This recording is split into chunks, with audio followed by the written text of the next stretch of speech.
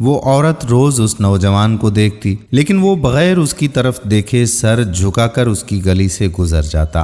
دیکھنے میں وہ کسی مدرسے کا طالب علم لگتا تھا، لیکن اتنا خوبصورت تھا کہ وہ دیکھتے ہی اسے اپنا دل دے بیٹھی، اور وہ اب چاہتی تھی کہ وہ طالب علم کسی طرح سے اس پر محبت کی نگاہ ڈالے۔ لیکن وہ طالب علم تھا کہ اپنی مستی میں مگن، سر جھکائے زیر لب کچھ نہ کچھ پڑھتا ہوا روزانہ ایک مخصوص وقت پر وہاں سے گزر جاتا تھا، اور کبھی آنکھ اٹھا کر بھی اس کی طرف نہ دیکھا۔ اس عورت کو اب ضد سی ہو گئی تھی۔ وہ حیران تھی کہ کوئی ایسا نوجوان بھی ہو سکتا ہے جو اس کی طرف نہ دیکھے، اور اسے ایسا سوچنے کا حق بھی تھا کیونکہ وہ اپنے علاقے کی سب سے امیر ترین اور خوبصورت ترین عورت جو تھی، خوبصورت اتنی تھی کہ جب وہ باہر نکلتی تھی تو لوگ اسے بے اختیار دیکھنے پر مجبور ہو جاتے تھے۔ اسے حیرت تھی کہ جس کی خوبصورتی کو دیکھنے کے لیے لوگ ترستے رہتے ہیں، وہ خود کسی کو پسند کرے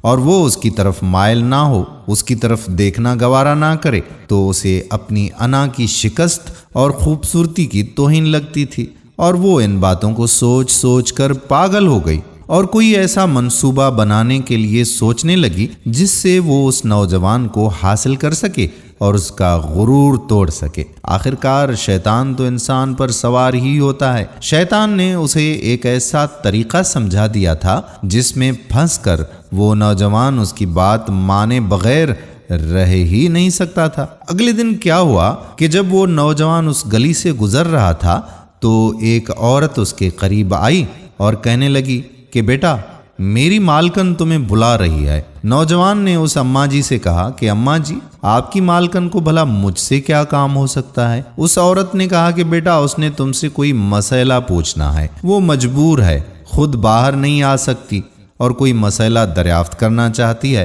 تو آپ میرے ساتھ چلیے۔ نوجوان اس عورت کے ساتھ چلا گیا۔ اس کے وہم و گمان میں بھی یہ بات نہیں تھی کہ جو عورت اسے بلا رہی ہے اس کا منصوبہ کیا ہے، وہ کیا چاہتی ہے۔ وہ تو اپنی فطرتی سادہ دلی کی وجہ سے اس کی مدد کرنے کے لیے اس کے گھر میں داخل ہو گیا۔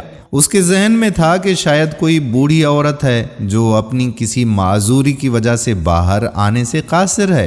خیر، نوکرانی نے اسے جا کر ایک کمرے میں بٹھا دیا اور انتظار کرنے کا کہہ کر نوکرانی وہاں سے چلی گئی۔ اب تھوڑی ہی دیر گزری تھی کہ کمرے میں وہی عورت داخل ہوئی۔ نوجوان نے بے اختیار اپنی نظریں جھکا لیں کیونکہ اندر آنے والی عورت بہت ہی خوبصورت تھی۔ نوجوان نے پوچھا کہ بی بی جی، آپ نے کون سا مسئلہ مجھ سے دریافت کرنا ہے؟ عورت کے چہرے پر ایک شیطانی مسکراہٹ سج گئی۔ اس نے اپنے دل کا حال کھول کر اس کے سامنے رکھ دیا اور کہا کہ میری سب سے بڑی خواہش یہ ہے کہ میں ایک دفعہ تمہیں حاصل کر لوں۔ نوجوان یہ بات سن کر کانپ اٹھا اور کہنے لگا، اللہ کی بندی، اللہ سے ڈرو، کیوں گناہ کی طرف مائل ہو رہی ہو؟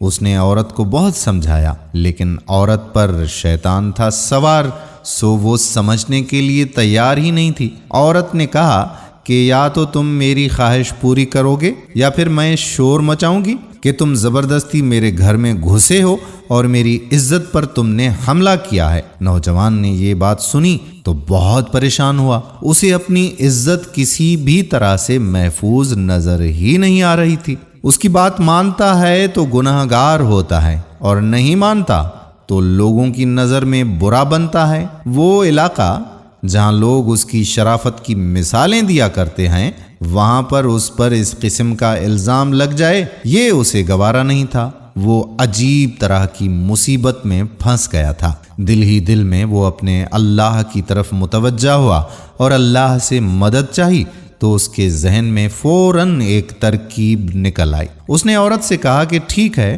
میں تمہاری خواہش پوری کرنے کے لیے تیار ہوں اگر تم نہیں مانتی، لیکن مجھے پہلے حاجت کی وجہ سے باتھ روم جانا ہے۔ عورت نے اسے بیت الخلا کا بتا دیا۔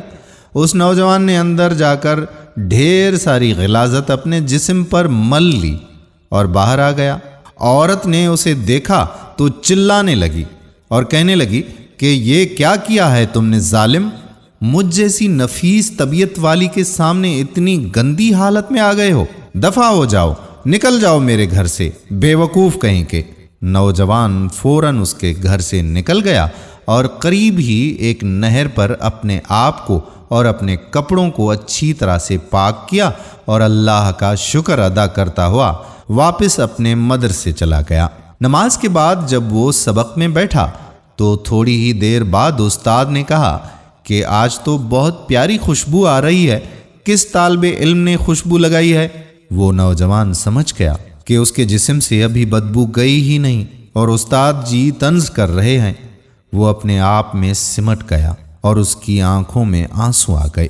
تھوڑی دیر بعد استاد جی نے پھر پوچھا کہ بتاؤ یہ خوشبو کس نے لگائی ہے؟ لیکن وہ پھر بھی خاموش رہا۔ آخر استاد نے سب کو ایک ایک کر کے بلایا اور خوشبو سونگھنے لگے۔ اس نوجوان کی جب باری آئی تو وہ بھی سر جھکا کر استاد محترم کے سامنے کھڑا ہو گیا۔ استاد نے اس کے کپڑوں کو سونگھا تو وہ خوشبو اس کے کپڑوں سے آ رہی تھی۔ استاد نے کہا کہ تم نے بتایا کیوں نہیں کہ یہ خوشبو تم نے لگائی ہوئی ہے؟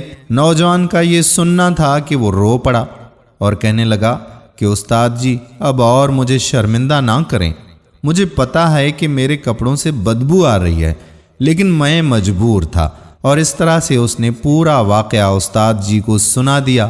استاد کہنے لگا کہ میں تمہارا مذاق نہیں اڑا رہا بیٹے، خدا کی قسم تمہارے کپڑوں سے واقعی خوشبو محسوس ہو رہی ہے، اور ایسی خوشبو ہے جو میں نے آج سے پہلے کبھی سونگھی ہی نہیں، اور یقیناً یہ اللہ کی طرف سے ہے کہ تم نے اپنے آپ کو گناہ سے بچانے کے لیے اپنے آپ کو گندگی لگانا پسند کر لیا، لیکن اللہ رب العزت نے اسی گندگی کو ایک ایسی خوشبو میں بدل دیا ہے جو کہ اس دنیا کی ہے ہی نہیں۔ کہتے ہیں کہ اس نوجوان کے ان کپڑوں سے ہمیشہ ہی وہ خوشبو آتی رہی۔ دوستو کیا ہی ایمان کا تقاضا ہے، اللہ تعالی ہمیں ایسا ایمان عطا فرمائے، آمین ثم آمین یا رب العالمین۔ دوستو اگر ویڈیو پسند آئی ہو تو اپنے دوستوں احباب کے ساتھ اسے شیئر ضرور کیجیے گا۔ آنے والی ویڈیو تک اپنے میزبان قادر بخش کلوڑوں کو اجازت دیجیے۔ اللہ حافظ۔